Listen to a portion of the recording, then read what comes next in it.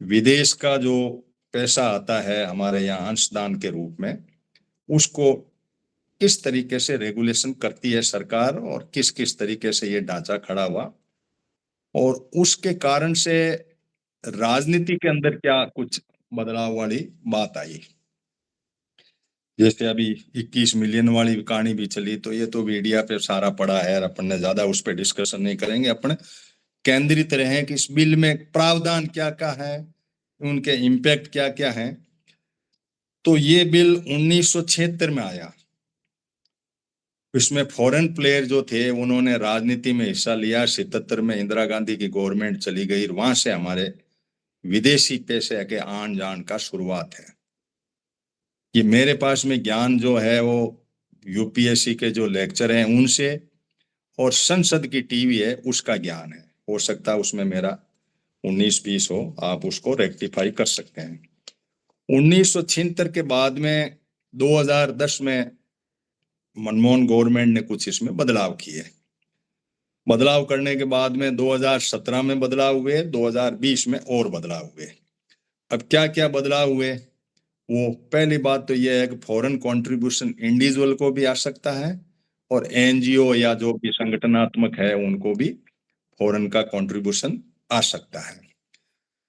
अब फॉरेन के कंट्रीब्यूशन में इन्होंने एक सर्वे की 2015 में, होम मिनिस्ट्री इंडिया में। उन्होंने कहा कि 10,000 एनजीओ सर्वे करने के बाद में इन्होंने कहा कि ये एनजीओ करीब 10,000 एनजीओ हैं जिनके लाइसेंस हम रद्द कर रहे हैं। ये या तो धर्म परिवर्तन कर रहे हैं या देश की गतिविधियों के अंदर कहीं न कहीं दखल कर रहे हैं।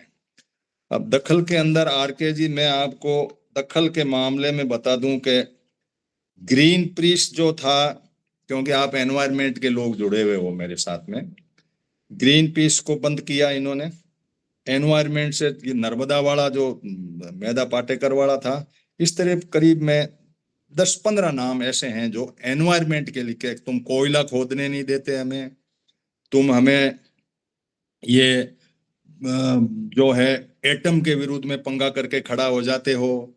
तो जो एनवायरमेंट के नाम पे हमारे विकास कार्य रुक रहे हैं और आप लोग वहां से फॉरेन कंट्रीब्यूशन ला करके अमेरिका जैसे ऐसे देशों के हाथों में खेलते हो।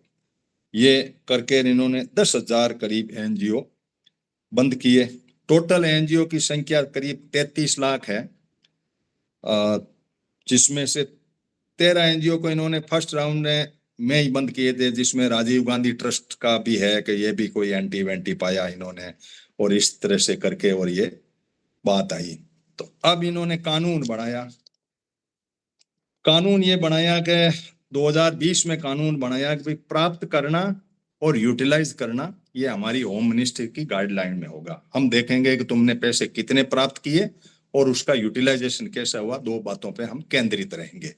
प्राप्त करने के लिए इन्होंने कहा कि दिल्ली की एकमात्र ब्रांच है जो एसबीआई की हेड ऑफिस दिल्ली का, उसमें आप पैसा जमा कराओगे और एफसीआरए का खाता खुला के कराओगे, इंडिविजुअली पैसा नहीं जमा कराओगे।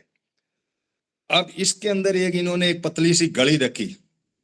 वो गड़ी ये रखी कि यदि आपको कोई बिना रजिस्ट्रेशन के, बिना वैसे ही कोई फॉरेन का फंड आ रहा है और आप चाहते हो कि इसको ले लिया जाए, तो हमारे से परमिशन ले। आप एक बार ले सकते हो, प्री परमिशन के नाम पे आप ले सकते हो।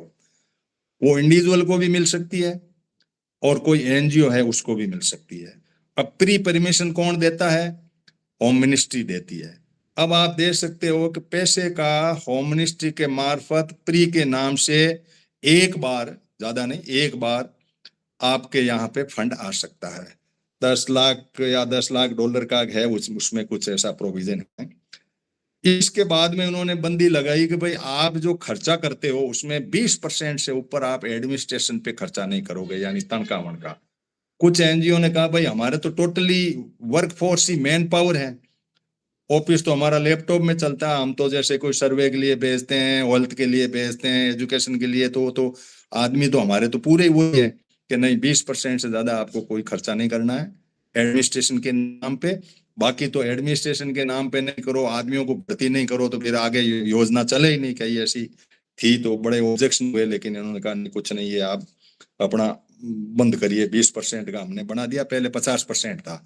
जैसे मान लो 10 लाख आए तो 5 लाख आप एडमिनिस्ट्रेशन पे खर्च कर सकते हैं, और इस तरह से ईयरली रिटर्न आपको देना ही है। और यदि पैसे आप खर्च करते करते लैप्स हो जाते हैं, हमारी ऑडिट वर्क करते करते, हम आपको ऑडिट पे भी वाच रखेंगे, लैप्स हो जाते हैं तो उस लैप्स को हम आपको खर्च नहीं करने देंगे। उसमें से जो 25% से लिमिट मान दी कि भाई लैप्स हुए उतने पैसों का 25% कर लो, कोई तनख्वाह वनका कोई बकाया पेंडिंग बिजली बिजली के तो काट दो, बाकी अब आपको नहीं करना, आपको पैसे वहीं आपके फ्रीज कर देंगे हम, इसके हिसाब से आपको है। रजिस्ट्रेशन जो है सोसाइटी एक्ट के तहत हो रहा है, तो जो कोऑपरेटिव का कंसेप्ट है, जिसको भी हम मल्टी स्टेट कोऑपरेटिव के मार्फत, और अमित शाह जी के पास में होम मिनिस्ट्री भी है और अमित शाह जी के पास में कोऑपरेटिव सोसाइटी भी है। अब दोनों के रजिस्ट्रेशन जो है एक ही जगह होते हैं, कोऑपरेटिव में है और ट्रस्ट वाले हैं 2-3 जगह है, लेकिन कोऑपरेटिव में यदि आप कराते हो तो दोनों की होम मिनिस्ट्री और ये दोनों कॉमन है। अब वहां पे एक वेदांता का आया था, फॉरेन से जो फंड आ रहा है उसके मामले में ये था भाई वेदांता से इन्होंने, कांग्रेस ने भी ले लिया था, बीजेपी ने भी ले लिया था फंड। तो एडीआर जो था वो हाईकोर्ट गया, हाईकोर्ट ने फैसला दे दिया कि तुम दोनों ही दोषी हो, तो इन दोनों ने मिलकर के एंटी जो है वो दिया उन्होंने वापिस के भाई ये चीज जो है वो हम गलत है आपका ये करना फैसला। ये इतने में इन्होंने मिलके और ये सोचा कि यार कानून ही बना लो अपने, तो ये जो मैं पढ़ रहा हूं ये कानून बनाए। अब आप देखो कि राजनीति के लोग किस मंच पे एक हो जाते हैं फॉरेन का चंदा लेने के लिए। दोनों ने कहा ठीक है कानून बना लो। कानून बनाने के अंदर अब एनजीओ वाले तो हो गए साइड में, 30 यूनिट एनजीओ है, कांग्रेस और बीजेपी 1 यूनिट है पॉलिटिकल यूनिट के नाम से। क्योंकि इसके अंदर एक प्रावधान ये भी दे दिया कि ये गवर्नमेंट सर्वेंट दूसरे ये लोग तो पैसा नहीं ले सकते, लेकिन पॉलिटिकल पार्टी चंदा ले सकती है उस कंपनी से जिसके की 50% से ऊपर शेयर इंडिया के हैं। बाहर कोई कंपनी है फॉरेन की, यहां भी है मान लो वो फॉरेन की एमएनएस के नाम से, मल्टीनेशनल कंपनी के नाम से, तो उसके 50% से ज्यादा शेयर है तो उनसे भी चंदा ले लो। अब ये दूसरा ये भी था एनजीओ दूसरे एनजीओ को ट्रांसफर कर सकता था उनसे परमिशन लेकर के जो पैसा देने वाला, लेकिन उनका नहीं, जिसमें पैसा आया उसी में आप रखोगे, नो ट्रांसफर होगा आपका किसी प्रकार से। किसी अदर पर्पज के लिए एक पैसा भी खर्च कर दिया तो ऑडिट में आपको कर देंगे और वहीं आपको फ्रीज कर देंगे आपका अकाउंट, और इसके हिसाब से आपको हम बंद कर देंगे।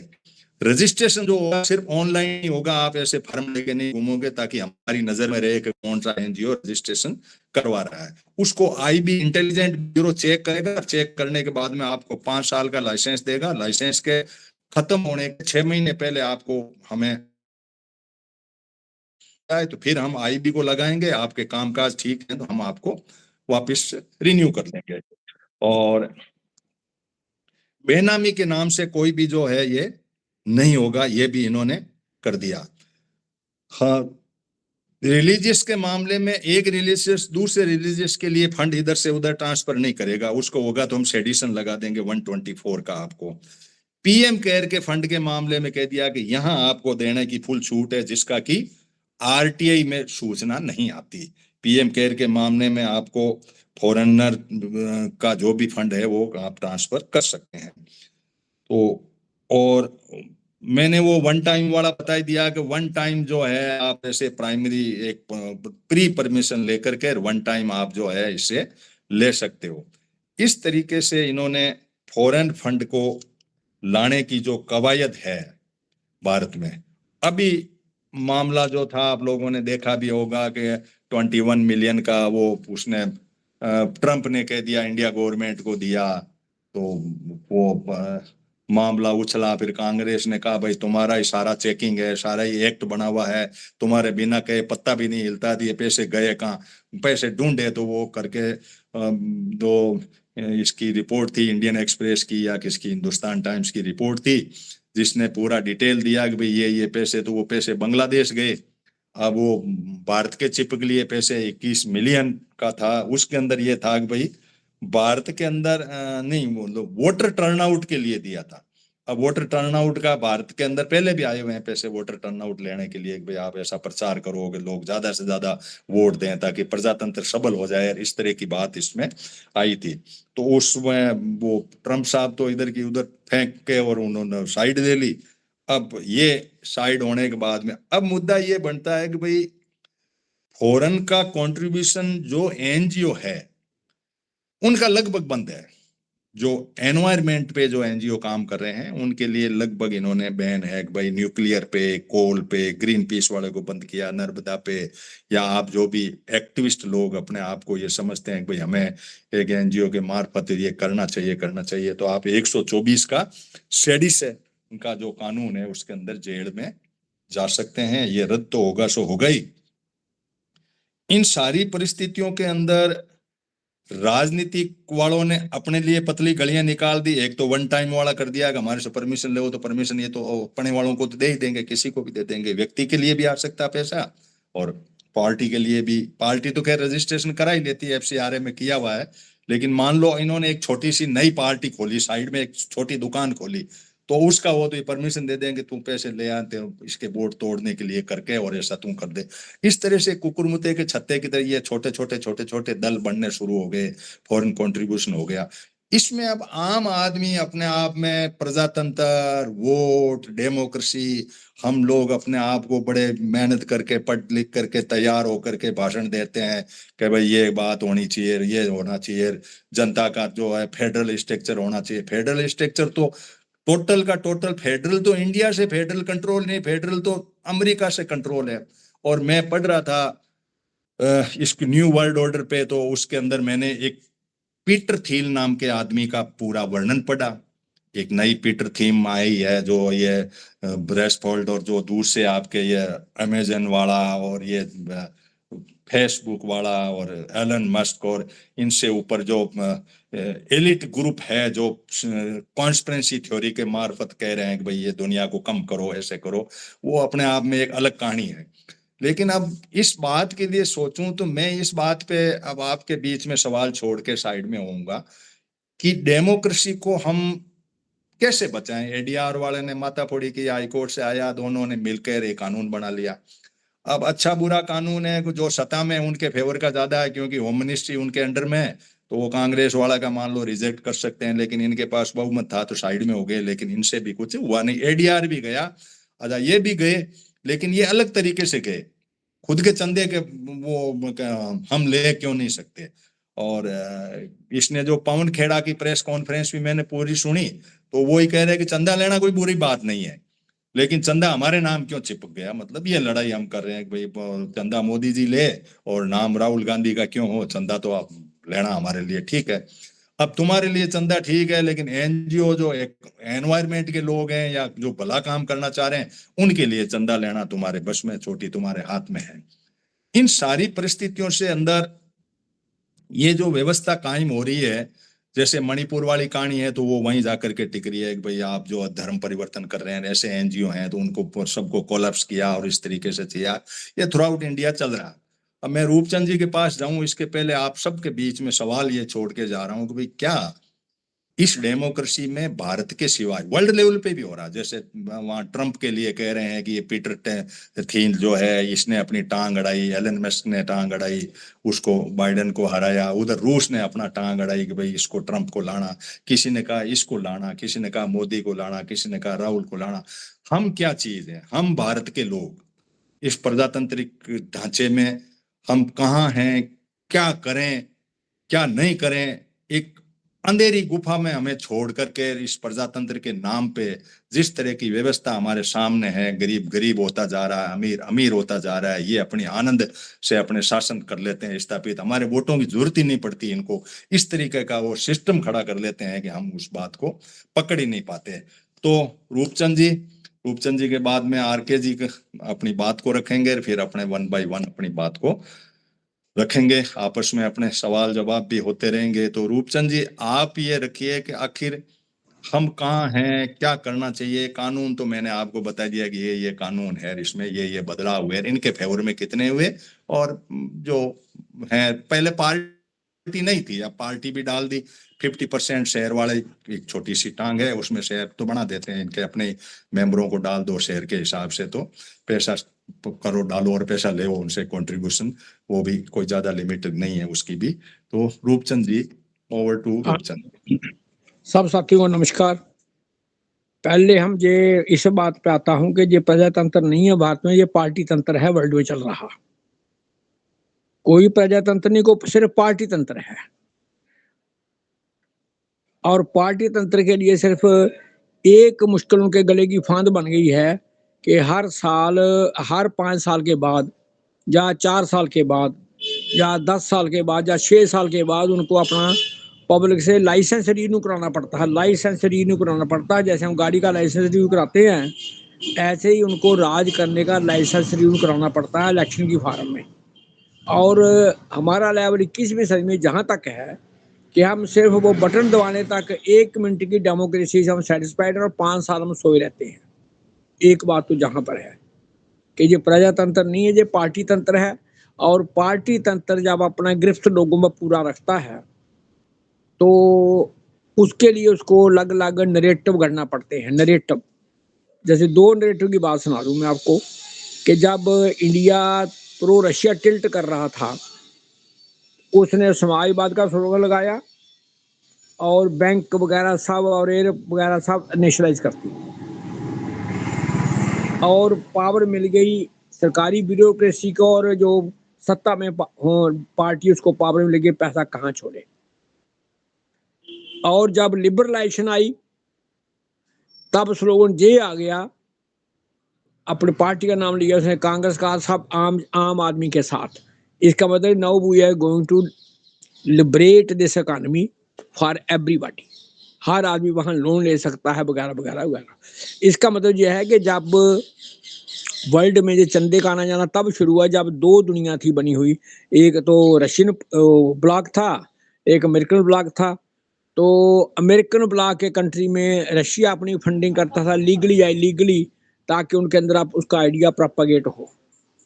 और जो प्रो रशिया कैंप था, जिनमें थोड़ी सी सरकारी पूंजीवाद था, वहां पर अमेरिका अपनी एजेंसी को जरिए या NGO या अदर्स के जरिए वहां वो पेनिट्रेट करता था, ताकि उसका जो लिबरलिज्म जो है या प्राइवेट डेमोक्रेसी जो है या लिबरल डेमोक्रेसी जो है वो बहाल हो।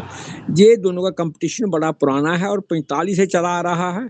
और इंडिया में तो तब बात खुलती है बात करके जब ये हाई कोर्ट ने दोनों का, बहुत हनुमान जी ने आपको बता दिया, हाई कोर्ट ने इसको फैसला दिया। अब क्वेश्चन यहाँ सिर्फ ये है कि जो फॉरेन फंडिंग पार्टी ले, उस पार्टी का नरेटिव क्या है, बस उसकी 2 एग्जांपलें आपके सामने हैं कि मोदी वाली पार्टी गुजरात में तो 2002 का दंगा, कांग्रेस पार्टी इंडिया में और 84 के एंटी सिख राइट, और मोदी की पार्टी मणिपुर में कुकी और मैती का दंगा। चाहे आप धर्म परिवर्तन के नाम पर करवाओ, या किसी और एथनिसिटी पर करवाओ, या लैंग्वेज के नाम पर करवाओ, इसका मतलब यह है कि जितने लोग डिवाइडेड रहेंगे उतना ही पार्टी की गिरफ्त जो है वो ज्यादा रहेगी। कि मैं एक आदमी से नाराज हो गया दूसरी पार्टी में चला जाता हूँ, दूसरी पार्टी से नाराज हो गया फिर उसी पार्टी में आ जाता हूँ। तो इस एंगल से पार्टी तंत्र को मजबूत करने के लिए फॉरेन फंडिंग का व्यवसाय है। अगर पीपल इंडिया के लोगों की जनता अगर ये चाहे कि यहाँ foreign funding intervention, foreign funding की इंटरवेंशन जो है वो लोगों में या सारी इसमें प्रजातंत्र में पार्टी में नहीं होनी चाहिए, तो तब वो इसी बात पर उठाएं सवाल कि अमेरिका को वोटिंग टर्नआउट से फंडिंग लेने की क्या जरूरत है। अगर ये क्राइटेरिया बना दिया, जैसे संविधान में अमेंडमेंट कर दो आप कि अगर 70% या 80% टोटल पोलिंग होती है, टोटल पोलिंग, तो इलेक्शन को वैलिड माना जाएगा, नहीं तो सब पार्टियां दोबारा इलेक्शन लड़े। इसका मतलब हर पार्टी के कैंडिडेट को हर घर में जाना पड़ेगा और कहेगा चाचा जी वोट डालो, जिसको मर्जी डालो, हमारी परसेंटेज पूरी करवा दो, 70% पोलिंग हो जाए तो इलेक्शन वैलिड मानी जाएगी। ये क्राइटेरिया बेटर है या फॉरेन फंडिंग वाला क्राइटेरिया बेटर है? अब क्राइटेरिया ये हमने सोचना है, पब्लिक ने पार्टियां सोचेंगी अपना कि बाहर से पैसा आएगा और हम अपना प्रो हिंदू एजेंडा या प्रो सोशलिज्म या प्रो आम आदमी का हाथ पार्टी के साथ ये वो दूसरा नरेटिव चला करके हम टर्नआउट बढ़ा सकते हैं और फॉरेन फंडिंग में आ जाएगी। क्यों ना ये कंडीशन बने अपने अंदर कि मिनिमम 70 से 75% या 80% पोलिंग हो तो एक कॉन्स्टिट्यूंसी की इलेक्शन वैलिड मानी जाएगी।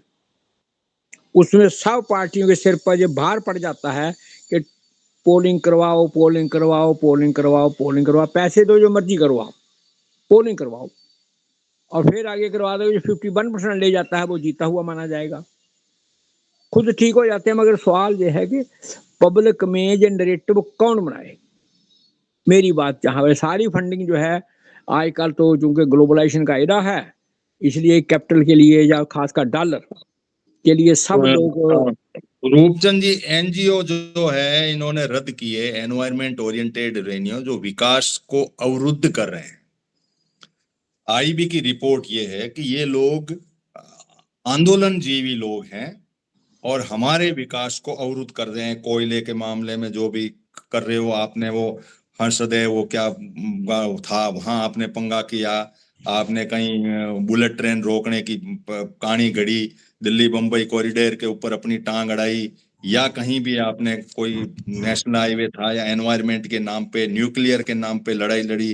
ग्रीन पीस जो एनजीओ था इनको रद्द करना पड़ा। इसके बारे में क्या आप कहना चाहेंगे? हाँ, इसके बारे में दो ही बातें हैं सर।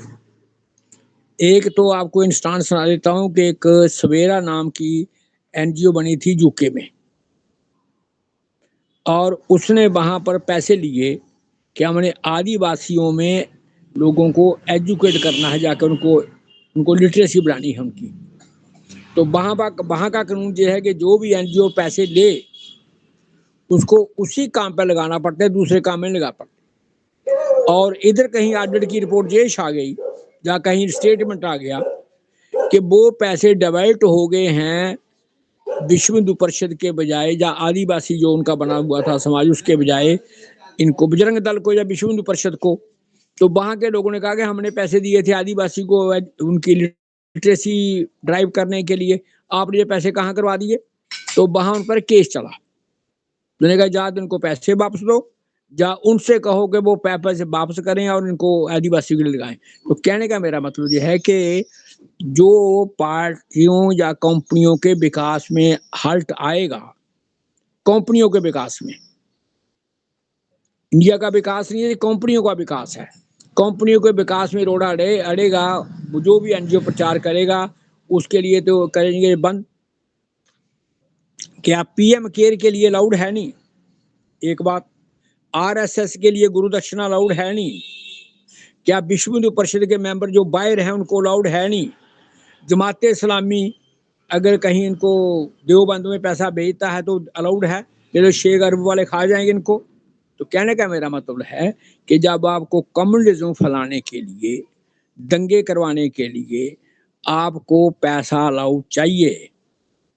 कंपनियों का विकास जहाँ रुकता है, जो एनजीओ कंपनियों के विकास के खिलाफ काम करेगी, या मानवाधिकार पर ही करे, कंपनियों के खिलाफ नहीं, वो मानवाधिकारों पर काम करेगी। स्टेट मशीनरी जो है जे मानव। रूपचंद जी, मेरा सवाल अभी अधूरा यूं है कि एनवायरमेंट से विकास रुकता है और इंटरनेशनली हम समझौते करते जा रहे हैं, एनवायरमेंट पे कॉप हो रहे हैं, हम बैठते हैं, इतनी बड़ी बातें करते हैं, एजेंडा जारी करते हैं, एनवायरमेंट हमें बचाना, पूरी दुनिया एनवायरमेंट के लिए लग रही है। यहाँ किसी एनजीओ को काम नहीं करने दे और वहां पे ये कह दे कि तुम चुप रहो भैया, हम मेरे विकास में रोड़े हट रहे हो। तो एनवायरमेंट जैसी चीज, मान लो कम्युनल हार्मनी मिटा रहे हो, आरएसएस कर रहा हो, that is another thing, political game है वो कर रहे होंगे, लेकिन एनवायरमेंट के विरुद्ध में इस तरह की भावना उजागर करने के लिए आम जन के सामने कोई एजेंडा ही नहीं गया कि किसको रोका। भाई अच्छा काम करने वाला आदमी कोई गली साफ कर रहा था, उस आदमी को किसी ने डांटा तो कोई पब्लिक मूवमेंट नहीं हुआ, किसी प्रकार का उसके फेवर में कुछ नहीं हुआ, और सारे एनजीओ ये ठप हो गए पूरे के पूरे। यहाँ क्या टिप्पणी है आपकी? हाँ, ये जो जितने भी सीओपी हो रहे हैं ना, उसमें सब पार्टियां आती है ना। ये बताओ, पहले कोई पार्टी होगा दूसरा कोई तो आता नहीं है। जब पार्टियां आती हैं, पार्टियों को पता है कि हम कैपिटल पूंजी को बढ़ाने का एजेंडा टेकअप किया हुआ है हमने, और अगर वो ये प्रो एनवायरमेंट बातें ना करें, प्रो एनवायरमेंट बातें ना करें, वो एनवायरमेंट को बचाने की बातें ना करें, तो लोग उनको दूसरे दिन में हटा देंगे। इसलिए उनको अपने आप को सत्ता में रखने के लिए जो इशू बना हुआ है उसको रिजॉल्व करने के लिए हर आदमी कहता है कि हाँ पर यार दिल्ली का पोल्यूशन कम होना चाहिए। क्या होता है कि नहीं होता है? सवाल तो जहाँ पर है उनकी पूंजी की बड़ी प्रॉब्लम, उसकी मॉरल क्राइसिस है कि उसके करने में और कहने में जमीन आसमान का फर्क है। तो पार्टियां उनके एजेंडा का कैरियर हैं, पार्टियां कंपनी का अगुआ फेस हैं, इसलिए वो चाहती हैं कि लोगों को इस भरमार में लगाए रखें। हमारी गलती है कि हम उन पर यकीन करते ये कर देंगे। क्या 1:5 इन्हें कहा था कि हम नहीं बढ़ने देंगे? 1:5 तो पहले साल की रिपोर्ट आ गई है। 2024 में 12 महीने में 11 महीने तो एवरेज टेम्परेचर जो अब 1 डिग्री से ज्यादा रहा है। 1+, 1+3, 1+4, 1+5, 1+6 भी कई जगह गया है। तो एक महीना साल का जहाँ टेम्परेचर नॉर्मल रहे, तो क्या 1:5 ग्लोबल COP का फैसला पेरिस वाला ठीक माना जाए? इसलिए तो हमें इस बात कुछ समय नोशन जो बने हुए हैं माइंडसेट में कि ये सच बोलते हैं, जो कहेंगे ये बिल्कुल नहीं है।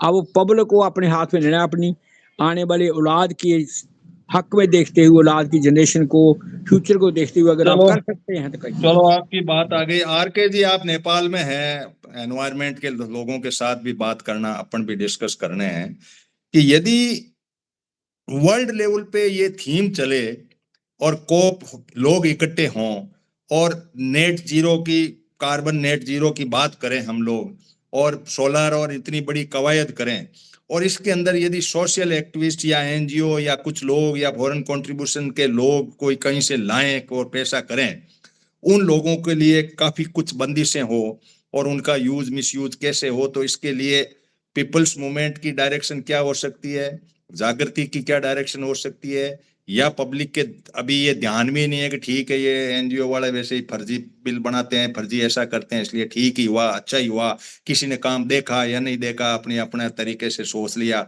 जो इधर पार्टी में था इधर का सोच लिया, उधर वाले ने कहा न्यूट्रल वे में कि चलो मरने दो, रद्द हो गया तो हो गया।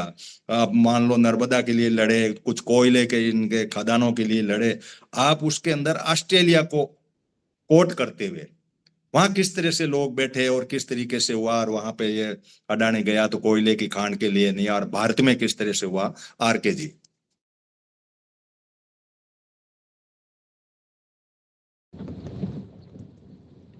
देखो, इसमें हनुमान जी, सबसे बड़ी बात तो ये है कि मैं तो धन्यवाद दूंगा RP सराफ साहब को, NSCPM को। जब उन्होंने जो असूल बनाए, तो सबसे पहला असूल ये बनाया कि NSCPM का जो खर्चा पानी है वो उसके वॉलेंटियर से चलेगा, और NSCPM किसी भी गवर्नमेंट से या किसी भी एजेंसी से कोई पैसा नहीं लेगी। इसका मतलब ये तो साफ है कि NGO को जो पैसा आ रहा है, जा रहा है, इससे हमारी सेहत पे तो कोई फर्क नहीं पड़ रहा है। एक फैक्ट नया जो आया है कि NGO कंपनियां पैसे देती थी, जैसे अभी COP की बात की, तो जितने भी COP है वो ऑर्गेनाइज कौन करा रहा? अभी 29th किसने ऑर्गेनाइज कराई? ये ऑर्गेनाइज कराई जितनी भी ऑयल कंपनीज है, टायर कंपनीज है, जितनी पॉल्यूशन फैलाने वाली कंपनीज है, उन सब ने COP 29 को ऑर्गेनाइज किया। सबसे ज्यादा पैसा उन्होंने लगाया। इससे तो साफ बात है कि ये जो पैसा आता है, फॉरेन फंडिंग को नाम से बोल दो या NGO के नाम से बोल दो, ये पैसा वो कंपनियां अपने सिस्टम को बचाने के लिए दे रही है। ये जो प्रेजेंट सिस्टम है, जो डेवलपमेंट का जो मॉडल है, इसको बचाने के लिए ये सारा कुछ कर रही है। अब इसके अंदर एक ये आ गया, बहुत सारे कहते हैं कि हम इंडिपेंडेंट है, हमारा राष्ट्र स्वतंत्र है। ये जो ट्रंप ने जो बयान दिया है, उससे साफ जाहिर होता है कि इनकी जो इलेक्शन प्रोसेस है उसको भी ये प्रभावित करते हैं। अब भले वो कहते हैं कि कांग्रेस को दो, चाहे BJP को दो या किसी पार्टी को दो, अपना वोटर टर्नओवर बढ़ाने के लिए। इसका मतलब अमेरिका प्रभावित तो कर रहा है ना पूरी दुनिया को। अमेरिका करने का मतलब बड़ी कंपनियां प्रभावित कर रही है। अब सवाल ये है कि भाई एनजीओ वाले, आप कहते हो पर्यावरण वालों को क्यों नहीं बोलने देते? पर्यावरण वालों को इसलिए नहीं बोलते देते हैं कि पर्यावरण का जो नाम, जो भी सो कॉल्ड पर्यावरण है, उनको लगाया हुआ कहाँ है? कंपनियों ने जो वेस्टेज फेंका उसका, उसको ठीक करने के लिए, जैसे फॉर एग्जांपल पानी की बोतल है प्लास्टिक की बनाई, अब उसको नगर पालिकाओं को और एनजीओ को लगा दिया उसकी साफ सफाई करने के लिए। तो इसका मतलब वही जो डेवलपमेंट मॉडल है उसका पार्ट है एनजीओ या ये जो भी पार्ट है। तो पैसा जहां से भी आ रहा है उसका सरकारें देखती है कि हमारे अनुसार रेगुलेशन हो। अब जैसे इन्होंने कहा कि भाई बुद्धिजीवी नहीं, वो जो कौन सा आंदोलन जीवी, अब 182 करोड़ लेने वाला आंदोलन जीवी बड़ा है या छोटा है, ये बताओ आप। जब उन्होंने कहा कि मेरे अपने मित्र को दिया है 182 करोड़, तो कौन वो आंदोलन जीवी बताओ आप? 182, वो फॉरेन फंडिंग को ही तो आंदोलन जीवी बोल रहे थे कि एनजीओ के पास पैसा आता है, तो सबसे बड़ा पैसा तो इनके पास आया। तो ये अपन को तो एक बहुत ही सीधी सादी बात है कि आपको जब तक ये तीन बातें, तीन प्रिंसिपल जिसके ऊपर अभी विकास मॉडल चल रहा है, नंबर 1 आपका धन, नंबर 2 आपका सत्ता यानी पावर, और मसल पावर को आप ताकत बोल सकते हो। इन तीन की जगह यदि पर्यावरण की सस्टेनेबिलिटी यानी एनवायरमेंटल सस्टेनेबिलिटी इसका स्लोगन, प्लस समता यानी 1:5 का जो हम कहते हैं कि इनकम रेशियो 1:5 होना चाहिए वो, और तीसरा जो हम ये कहते हैं कि भाई आपकी जो डेमोक्रेसी है, अभी जब डेमोक्रेसी की बात हुई, इन्होंने रूप जी ने कहा कि पार्टी डेमोक्रेसी, मैं कहता हूँ ये रिप्रेजेंटेटिव डेमोक्रेसी, इसके जगह पीपल्स डेमोक्रेसी हो। और इसी के साथ में आपकी पूरी प्रोडक्टिविटी जो है वो कौन से प्रोडक्ट या कौन सी फैक्ट्री चले जो एनवायरनमेंट को नुकसान नहीं पहुंचाने वाली है, वो फैक्ट्री चले, वो हमारा प्रोडक्टिविटी का होगा पैमाना। और प्रोडक्टिविटी करने वाले जो लोग हैं उनको हिस्सेदारी मिले, यानी कंपनियों के अंदर भी उनकी प्रॉफिट में भागीदारी हो। और पांचवा होता है कि पारदर्शिता, ट्रांसपेरेंसी, हर चीज में पूरी टोटल ट्रांसपेरेंसी हो। अब देखो आप, ये जो सुप्रीम कोर्ट ने आदेश दिया था कि जो बॉन्ड लिए हैं उसके उन्होंने बताया ही नहीं, तो ट्रांसपेरेंसी कहाँ है? और अपनी सबसे मोटी बात है, जब सौगंध खाते हैं, जीत करके जाते हैं सारे लोग, वो सौगंध खाते हैं गोपनीयता की।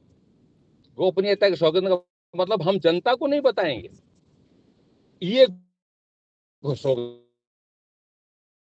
खाते हैं, ये इसको बोलते हैं गोपनीयता की सौगंध खाते हैं। तो ट्रांसपेरेंसी प्रॉपर हो।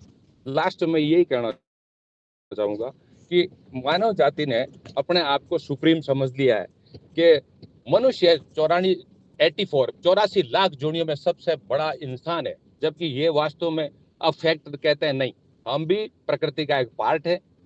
हाँ ठीक है, हम अपना इंटरेक्शन करते हैं, हम भी अपना प्रभाव डालते हैं, लेकिन किसी जीवों से हम सुपीरियर नहीं है, हमारा भी अपना रोल है।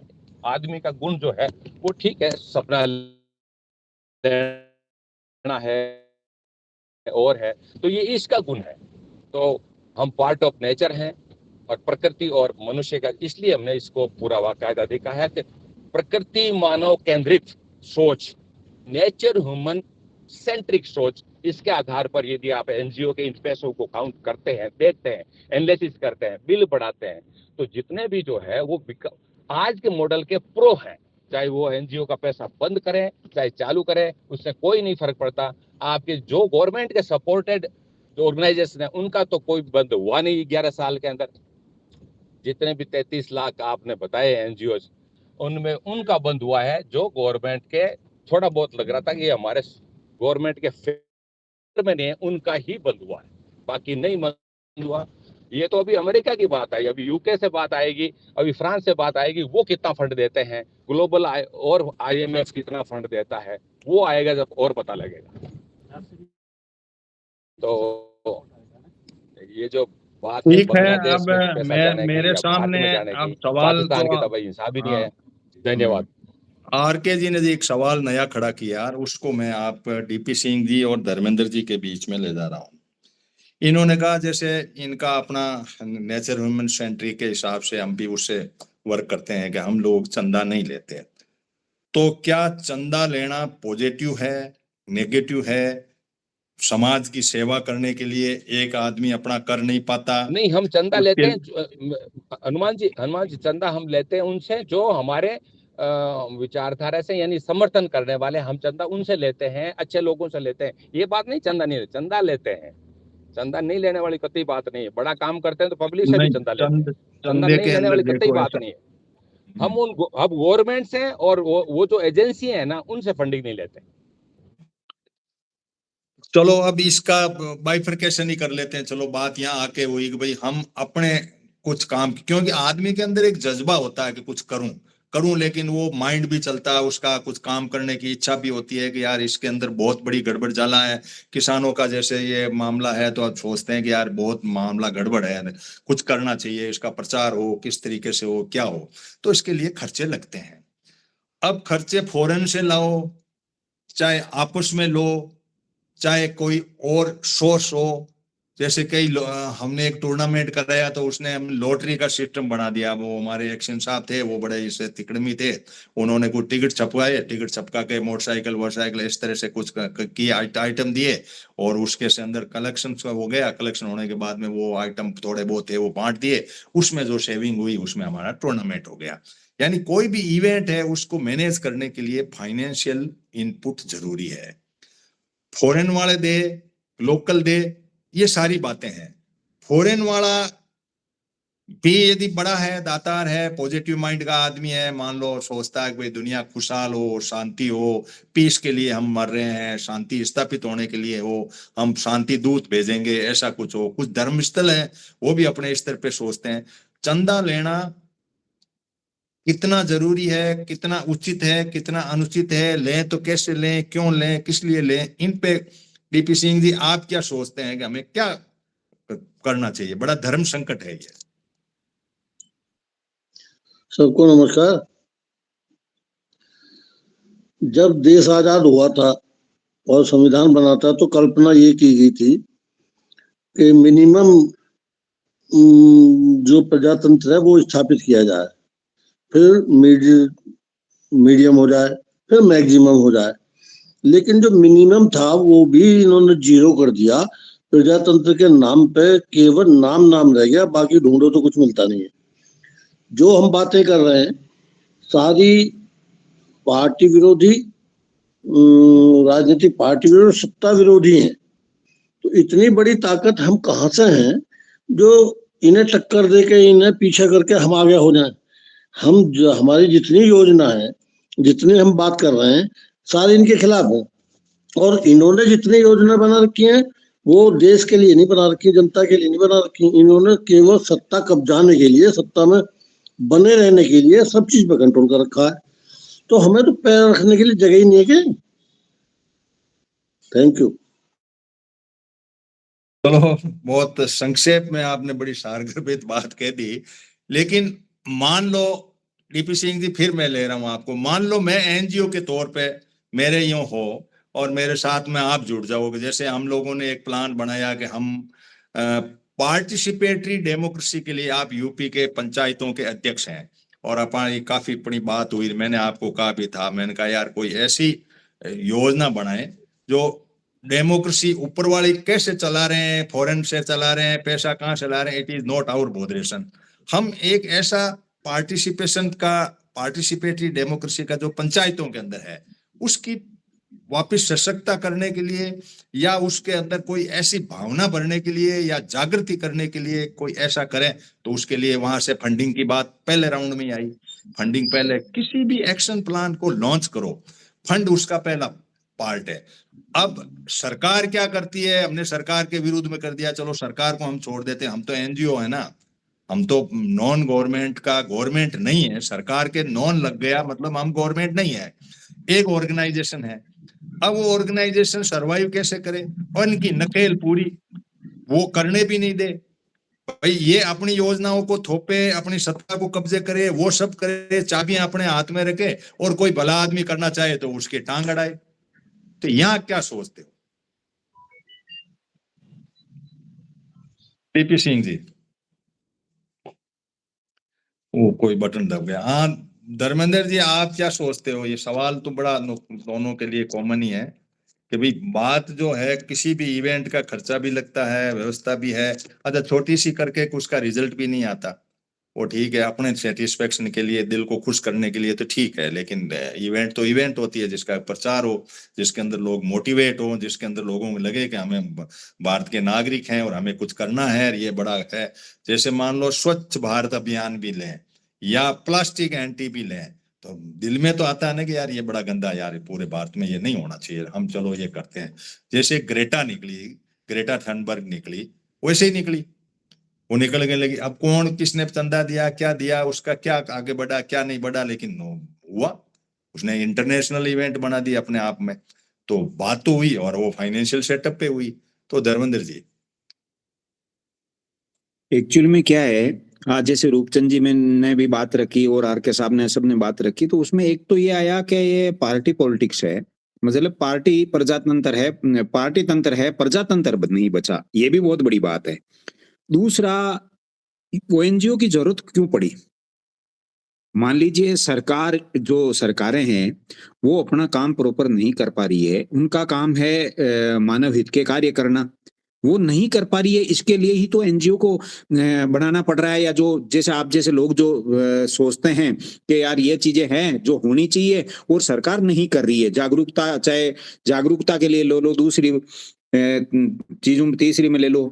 दूसरा, आर के साहब ने कहा कि भाई हमारे पे कोई असर नहीं आना क्योंकि हम फॉरेन फंडिंग लेते ही नहीं है।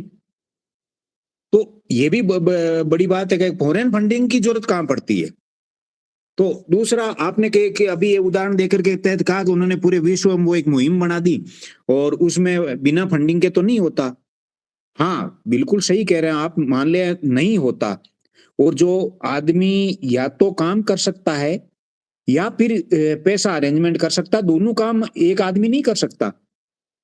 तो यदि एनजीओ यदि वर्क कर रहा है, उसके तहत ह्यूमन यदि रिसोर्सेज वो उपलब्ध करवा रहा है, तो उसने इकोनॉमिक, उसने रिसोर्सेज की जरूरत उसको पड़ेगी।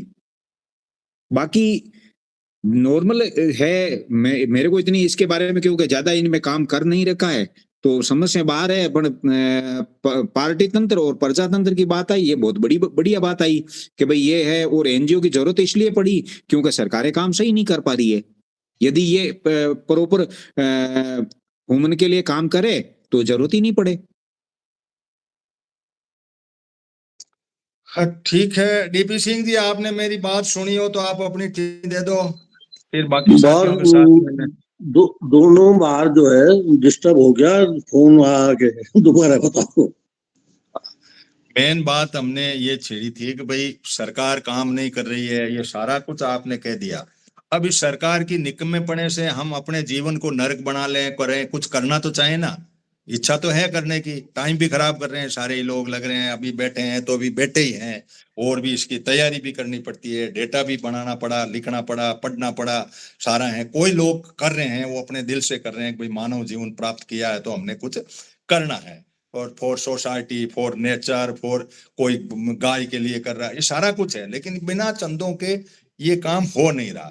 एक बात जैसे धर्मेंद्र जी ने जो हिंट कहा ना कि भाई सरकार नहीं कर पा रही, तो सरकार को ही अपने एनजीओ रजिस्टर्ड करने का कहीं ऐसा मेरे जैसे दिमाग में आई कि यार तुम नहीं करो तो कम से कम अपनी पार्टी का ठप्पा लगाने की कोई जरूरी है क्या? कुछ ऐसे लोगों को, सिविल एक्टिविस्ट लोगों को भी आप कर दो कि भाई तुम लोग जो है इस एनवायरमेंट के मामले में तुम अपनी रिपोर्ट दो, क्या है, तुम क्या चाहते हो, करते हो। लेकिन एक तरफा ही ढांचा चल लेना तो फिर लड़ाई करो तो चंदा चाहिए, काम करो तो चंदा चाहिए, जहां चाहे वहां काम करने की बात आए।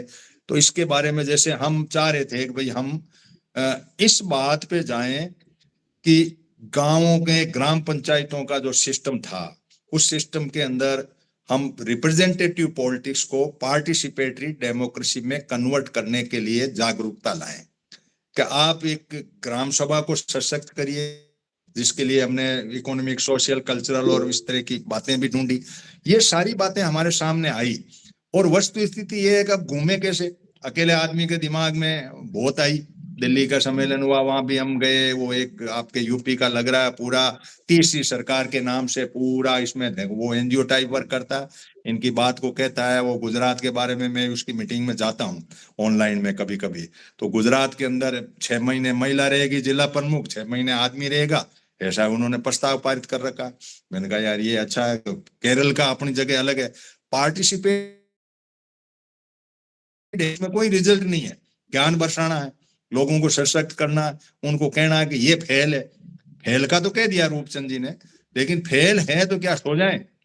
अब जैसे कोऑपरेटिव का मूवमेंट आ रहा है अमित शाह जी के अंडर में, ये मूवमेंट आएगा तो हमारा फर्ज क्या बनता है कि हम इस मूवमेंट को इस तरीके से करें कि भाई कोऑपरेटिव का मूवमेंट सरकार के हाथ में मुट्ठी में क्यों दे रहे हो, जनता के हाथ में दो, पार्टिसिपेटरी डेमोक्रेसी के मॉडल में दो। आप उसको मॉडल को अपने हाथ में ले रहे हो, पूरी की पूरी चाबी अपना जो है वो अपने हाथ में ले रहे हो, तो लड़ाई तो है ना। अब उस लड़ाई को कैसे ले, पंचायतों को जीने नहीं दे, कोऑपरेटिव में हमें जीने नहीं दे, आदमी की सत्ता को नहीं देने दे, तो हम डेमोक्रेसी के लिए कहीं तो युद्ध लड़े ना। बात तो आ गई कि भाई डेमोक्रेसी नहीं है, पार्टी है, तो क्या करें, सो जाए।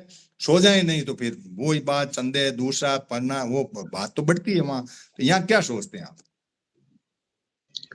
कितनी बात हम कर रहे हैं, अगर डेमोक्रेसी की बात आ रही है तो हम हमारे पास ऐसे संसाधन और इतने लोग इस हमारे समर्थक बने ताकि ये जागरूकता पूरे देश में फैलाई जाए। किसी एक जगह से तो काम चलने वाला नहीं है, बहुत बड़ी योजना है। दूसरी बात, एनजीओ की भी बहुत पोजीशन खराब रही है, बड़ी बदनामी रही है कि एनजीओ के माध्यम से लोगों ने अपना धंधा कमाई का बना लिया था।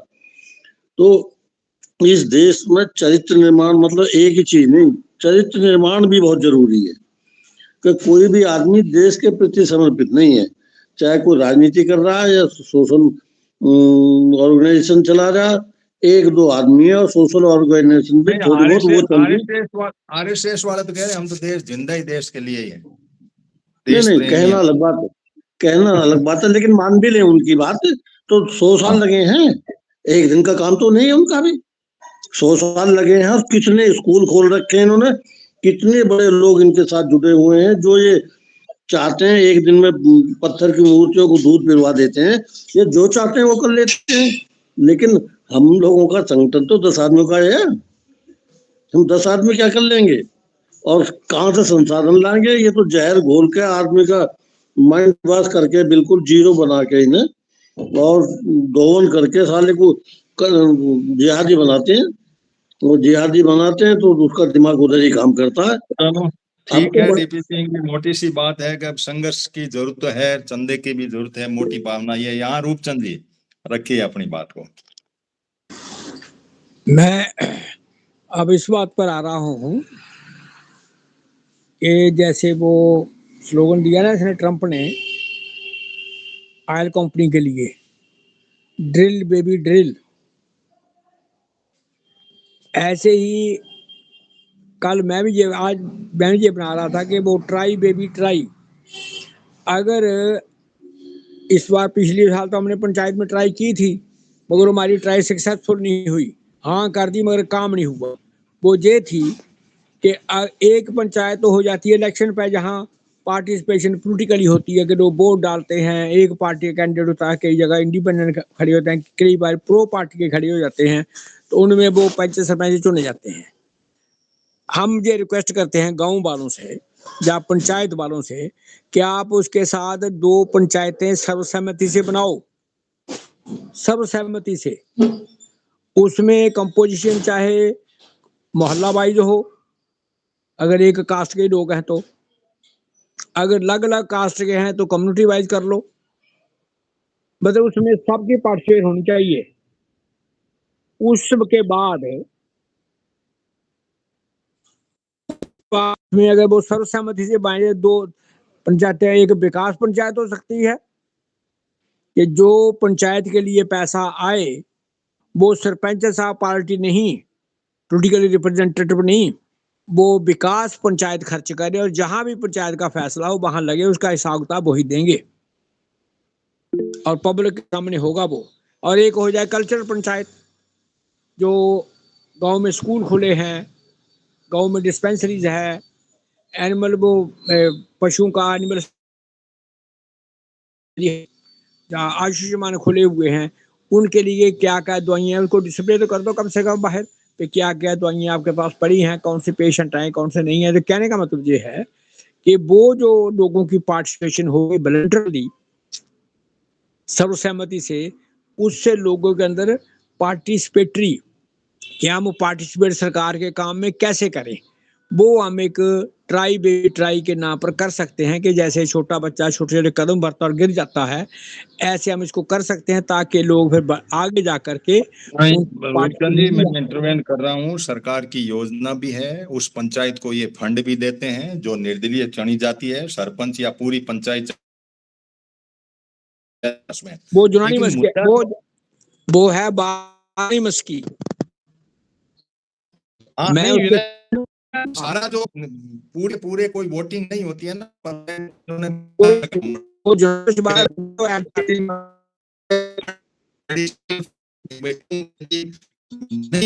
हम आपको अवेलेबल पुराने टाइम से एक्ट में आई भी यही करते हैं।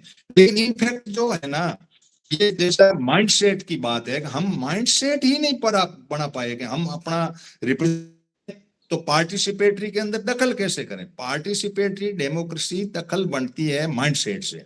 माइंडसेट से मतलब ये हो कि हम ग्राम सभा में पार्टिसिपेट करें, ग्राम सभा वो एनजीओ टाइप का मॉडल हो और वहां पे पूरा प्रबंध हो, और ऐसा एनजीओ हो जो पर बाकायदा लगा के टेंट वेंट 70%, 50% जो भी लोग आए, इसमें कोटा देखो 10% रखा, पार्टिसिपेशन के लिए 10% का कोटा रखा, 10% ही पूरा नहीं हो रहा। 10% लोग एक ग्राम सभा के अंदर उपस्थित नहीं होते हैं। होना ये चाहिए कि मिनिमम 51% हो, और वो ग्राम सभा हो, वो कानून ही नहीं बना पाए ये लोग। और 51% के लिए कुछ अलग तरह की व्यवस्थाएं हो, उनकी फंडिंग हो, उनके लिए एनजीओ कुछ अलग खुले और वो काम करें, तब तो कोई मतलब निकलता है। इसमें मैं थोड़ी सी ऐड कर देना चाहता हूँ। डीपी सिंह ने हाथ खड़ा किया, उनको टाइम दे दो।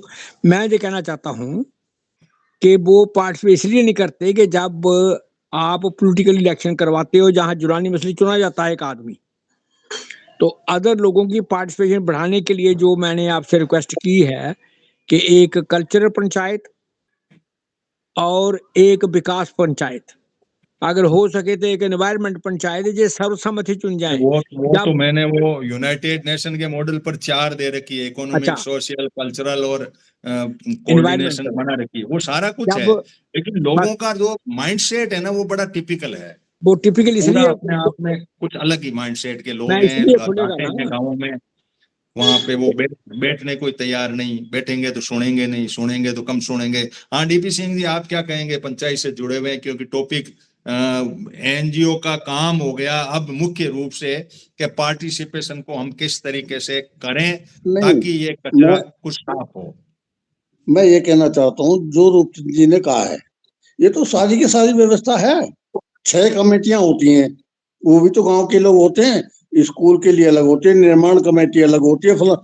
लेकिन बनने के बाद एक बार बनेगी, आज तक पूरे उत्तर प्रदेश में कहीं भी किसी समिति की मीटिंग नहीं हुई। कहीं वो मैं लिख के आरटीआई में शिकायत कर सारे काम कर लिए, और जो केवल फर्क इतना है कि वो कम सरकार द्वारा मतलब बनाई जाती हैं या एक वैधानिक तरीके से बनाई जाती है। आप अपने आप की बात कर रहे हो कि हम मतलब वैसे बना लें मिलजुल के, तो गांव में ये भावना कहाँ रहेगी? अब तो हर आदमी को चुनाव की राजनीति करने की होड़ लगी हुई है। बहुत है। मेरी भी एक मीटिंग वहाँ मेरठ में कराई थी, करीब 1000 आदमी इकट्ठे हुए थे हम लोग, और बड़े संगीन मीटिंग हुई थी, अच्छे लोगों के साथ में हमारा इंटरेक्शन हुआ था।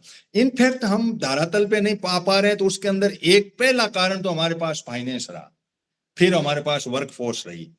वर्क फोर्स को हम कंसोलिडेटेड नहीं कर रहे, वर्क फोर्स टुकड़ों टुकड़ों में सब जगह अपने अपने तरीके से काम कर रहे हैं। लोग अपना एजेंडा लिए, अपना झंडा लिए और अपना डंडा लिए, उसी में झंडा डाल दिया और अपने हिसाब से इधर चलो, वो कह रहा है इधर चलो, तो दोनों अलग अलग चले गए। अब मुद्दा यह है कि हमें इन सारे तंत्रों के ऊपर एक तंत्र खड़ा करना पड़ेगा, जो लोकतंत्र के जो तंत्र के ऊपर एक ऐसा तंत्र लाना पड़ेगा। लोक का तंत्र नहीं, एक तंत्र नया खड़ा करना पड़ेगा, जो तंत्र पार्टिसिपेशन मॉडल पर हो, रिप्रेजेंटेटिव पे नहीं हो, लेकिन वो मॉडल कुछ एक अपने आप में कुछ एक रिजल्टफुल हो। बाकी इन्होंने हम दिल्ली गए थे, वो इनकी सोशल इंस्टीट्यूट है वो थे, तो हमें भी बुलाया था और मेरे भी 2 भाषण हुए थे वहाँ, और काफी लोग आए थे, बहुत लोग थे गांधी आश्रम के अंदर। ये सारी कुछ बातें बनी हुई है जैसा ये कह रहे हैं, लेकिन लोगों को इस तरह से कर दिया कि वो सोचने को ही तैयार नहीं हो पा रहे। बिल्कुल पहली बात तो इकट्ठे नहीं होंगे, इकट्ठे होंगे तो कंसंट्रेशन नहीं होगा, कंसंट्रेट होंगे तो उस तरफ बढ़ने की तरफ नहीं होगी, जज्बा नहीं होगा। अब देश की आजादी करने वाले लोग कैसे जूझे होंगे, किस तरह से किया होगा। अच्छा, ये ग्रुप मैं इसकी मैं भर्त्सना नहीं करूंगा, आरएसएस का जैसे ग्रुप है, लेकिन इनकी टारगेटिव बिजनेस एक ही है कि हम वोट कैसे कलेक्ट करें। ये नो डाउट यदि ये पूरी फौज इस तरह से कंसोलिडेटेड वे काम करे, लेकिन उसमें माइंडसेट ही नहीं है। उधर उनको डाइवर्ट उस तरह से कर रखा है कि आपको तो किसी भी तरीके से वोट कलेक्ट करना, वोट आएगा, सत्ता बनेगी तो हम फिर बाद में कर लेंगे। सत्ता बनी और सत्ता दी तो रिप्रेजेंटेटिव आए, तो रिप्रेजेंटेटिव सत्ता जिनको दी उन्होंने अपने तरीके से सत्ता चलाई, वो भी कठपुतली। और यही आज डिस्कशन कर रहे हैं कि चंदा लाए बाहर से, कभी यहाँ से पैसा इकट्ठा किया, कभी यहाँ से किया, कभी इधर फेंका, घोषणाएं की और ये हो गया। ये जो हुआ ना, इसलिए क्या कि हमारा सेकंड टॉपिक ही यही था। ये कानून तो मैंने पढ़ दिया कि ये कानून है, गूगल पे पढ़ा, आप भी पढ़ सकते हैं, FCRA 2020 टाइप करो, आपके पास आ जाएगा क्या कमी है क्या नहीं हो तो PRS की साइट है, उस साइट पे वो मेरिट्स डिमेरिट्स दोनों देते हैं, सांसद उसको पढ़ते हैं, मैं भी पढ़ता हूँ। मुद्दा ये है कि यार ये क्या ढांचा बना, अजीब संसद बन गई, अजीब तरह के कानून बन रहे हैं, ऐसे ऐसे कानून बन रहे हैं जिनकी आप कल्पना ही नहीं कर सकते। जैसे मैंने ये कानून का बताया ना आपको कि इनको कोयला खोदना है, वहां आदिवासियों को तो भगा दिया, वहां हाथी थे वो भागे नहीं, तो वाइल्ड लाइफ प्रिवेंशन एक्ट बना दिया। अब वाइल्ड लाइफ का क्या प्रिवेंशन किया इन्होंने कि ट्रक में डाला हाथी को और अडानी जी वाले स्थान से अंबानी जी के वहां पहुंचा दिया जामनगर, उनको हजारों एकड़ जमीन दे करके पार्क बना करके वो बना दिया। अब वहां हाथियों के टिकट भी है देखने के लिए, चारे वारे का प्रबंध कर दिया सरकार ने और हाथी सारे वहां चले गए। आदमियों को ऐसे किया हाथियों से, तो योजनाओं को विकास के अंदर कई माइंडसेट है। अब आप कहाँ उन बातों को कहीं को ये क्यों हुआ, ये कैसे हुआ, ये कैसे हुआ, लोगों की जो है ना सेट है वो बड़ा टिपिकल है मतलब। लेकिन जो भी है, और कोई साथी बताइए, अब कोई बात कहना चाहे तो लगभग अब टॉपिक आ चुके हैं हमारे सामने। कैलाश भाई कुछ बात रखना चाहें तो अपनी बात को रख दें, और कुछ है नहीं। रूपचंद जी आपके पास? हनुमान जी, मैं तो आपकी बात सुन रहा हूँ। चलो ठीक बात है। और कोई RK जी, रूपचंद जी, ये राम प्रकाश जी जुड़े हैं, आप कोई बात रखना चाहें तो अपनी बात को रख दें। ठीक है, फिर आज का सेशन यहीं ओवर कर दिया जाए, कोई बात विशेष नहीं है। सजग रहें, जागते रहें और कोई न कोई काम करते रहें, कोई परिणाम आएगा, जो होगा शुद्ध भाव से किया हुआ काम कहीं न कहीं परिणाम लाएगा। तो DP सिंह जी आप तैयार रहें, अब आ रहे हैं यूपी में। डेमोक्रेसी जो है, पार्टिसिपेटरी डेमोक्रेसी के 5 गांव तो कम से कम करने का अपना वादा है। 5 गांवों की तैयारी कर लें। ये जितने कई साथी बहुत ढंग के जुड़े हुए, हम आपके गांव में आएंगे और बात सीधी सी है कि आपके हिसाब से हम उस पंचायत की परिकल्पना जो कर रहे हैं कि भाई निर्विरोध भी हो जाए। मैं 5 गांव की 5 पंचायत 5 मीटिंगें करा दूंगा, 5 गांव एक जगह बुला के। बात तो रखें कि भैया ये तो नैया डूब चुकी है, अब तुम देख लो, तुम्हारे जो भी समझ में आते हैं इसकी पहले से ही कर लो। तो 5 दिन रुक जाएंगे, अब ऐसा कुछ होगा तो, क्यों यूपी केंद्र बिंदु भी है, उससे कोई बात निकल के आती है तो नई बात आएगी, और आप पंचायत के हेड हैं। तो धन्यवाद सब, RK जी, रूप जी, धर्मेंद्र जी, कैलाश जी, DP सिंह जी साहब, बहुत बहुत धन्यवाद आपके जुड़ने का। Thank you all of you. कल संडे को फिर मिलेंगे।